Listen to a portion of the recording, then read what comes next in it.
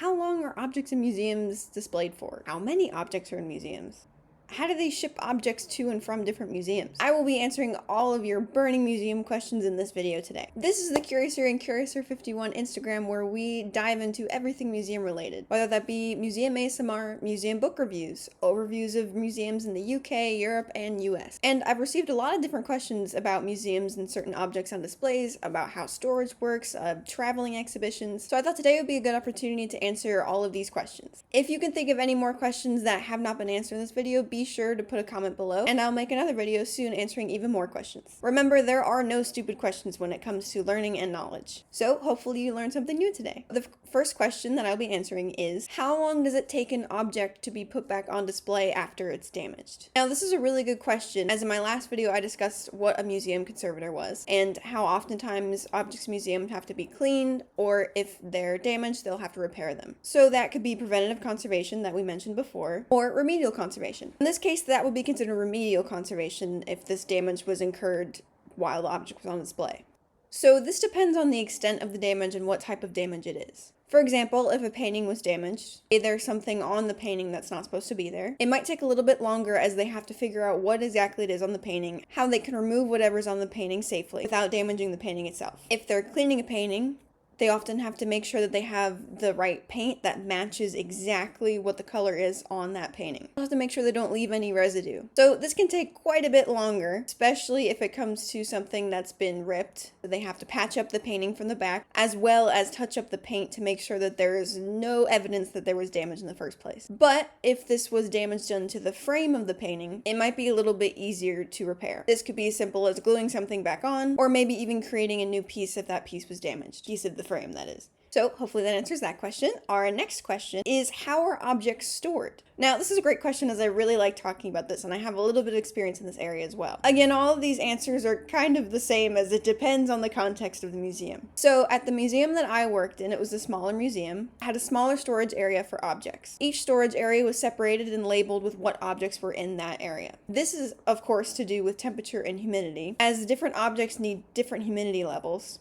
Again, whether that's metal, ceramics, textiles. So they could be stored in large crates if it's a sculpture, for example, where it has protective padding and make sure that nothing can get in the crate. Or if they're photographs, they could be stored in plastic sleeves and filed into a filing cabinet, where there's no chance of water damage or light exposure. Textiles are often wrapped in tissue paper, and they're stored in boxes or in drawers. Wooden objects are also stored together. It is very important for wooden objects that they receive woodworm treatment, as this prevents any woodworms from going into the objects and causing holes. Now, if there is an object that comes in that is a wooden object, often it's put in quarantine and wrapped in saran wrap, and then eventually receives a woodworm treatment so it doesn't affect any of the other objects within the museum. There are, of course, labels to separate where things are. For example, in the museum I worked in, the Scottish Fisheries Museum, there are model boats, there are textiles, and there are photographs. So they separate these and label where everything is, so whoever's looking for a specific object knows exactly where it is. This comes back to how objects are labeled in museums and how they keep track of objects. So objects in museums are often accessioned, which means that they're brought into the museum and they're labeled with a specific number and lettering of what museum it is. For example, if an object came into the British Museum, it might be labeled with BM, standing for British Museum, 2026-1. That means it was the first object that was accessioned in the year of 2026 for the British Museum. It is super important to label objects within a museum whenever you're getting one that's coming in to be accessioned.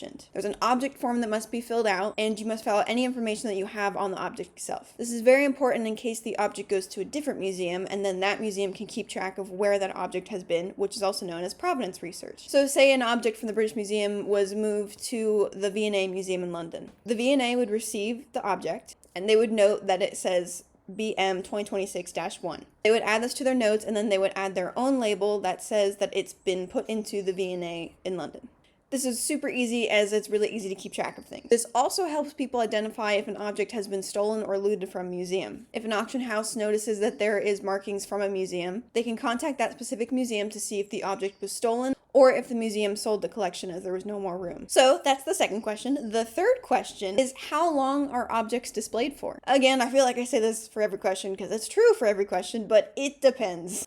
Often museums have a permanent exhibition and a temporary exhibition. A permanent exhibition is something that is in the museum at all times, has not moved, and it's often what the museum is known for. A temporary exhibition could be a traveling exhibition, or if there is a competition, or if there is something else going on within that museum that they have every year. For example, I worked at the Halsey Institute of Contemporary Art, and there they have a juried student exhibition every year. So that means that that museum in particular presents works done by students. So that means that every year the objects within that museum are different. The Halsey Institute of Contemporary Art is what we would call a presenting museum. They present objects and artifacts and art within that museum itself, but they don't have a permanent exhibition. A permanent exhibition would be, for example, the Louvre. Permanent exhibition at the Louvre would be the Mona Lisa and the paintings that are in that gallery with the Mona Lisa. Those paintings never leave the museum, and they're always in the museum, and you can always find them and look for them. And I just explained what a temporary exhibition was. Our next question is, who packs up the objects? So again, say you have a temporary exhibition that's coming in. You have to unpack and pack the objects that were sent. The people that often do this are curators, collections managers,